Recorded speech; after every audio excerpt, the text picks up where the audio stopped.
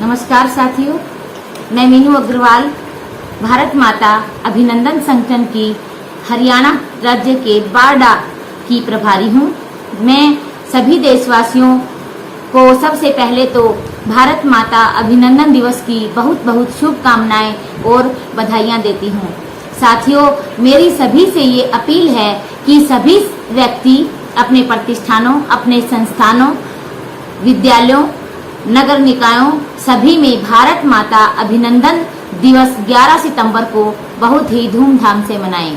11 सितंबर का हमारे लिए खास महत्व है क्योंकि इस दिन स्वामी विवेकानंद जी ने शिकागो के धर्म सभा में एक बहुत ही ओजस्वी भाषण दिया था, जिससे भारत माता का सिर पूरे संसार में गौरवान्वित हुआ था।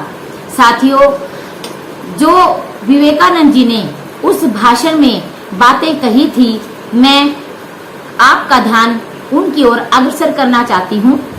उन्होंने भाषण में कहा था, अमेरिका के बहनों और भाइयों, आपके इस स्नेहपूर्ण और जोरदार स्वागत से मेरा हृदय अपार हर्ष से भर गया है।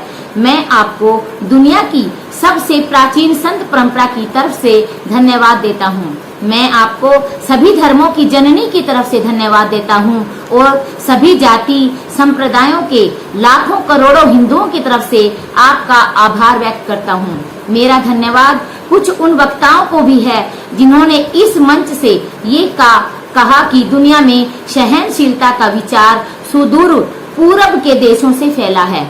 मुझे गर्व है कि मैं एक ऐसे धर्म से हूँ जिसने दुनिया को सहनशीलता और सार्वभौमिक स्वीकृति का पाठ पढ़ाया है। हम सिर्फ सार्वभौमिक सहनशीलता में विश्वास नहीं रखते, बल्कि हम विश्व के सभी धर्मों को सत्य के रूप में स्वीकार करते हैं। प्यारे देशवासियों, स्वामी विवेकानंद जी ने जो ये सभी धर्मों को अपने देश में समाहित करने का जो ओजस्वी भाषण दिया था, जिससे शिकागो में जो सदन था उसमें तालियों से वह पूरा भर गया था और हमारी भारत माता की शान में चार चांद लग गए थे। उन्होंने ऐसे कहा था, मुझे गर्व है कि मैं एक ऐसे देश से हूँ जिसने इस धरती के सभी देशों और धर्मों के परेशान और सताए हुए लोगों को शरण दी है।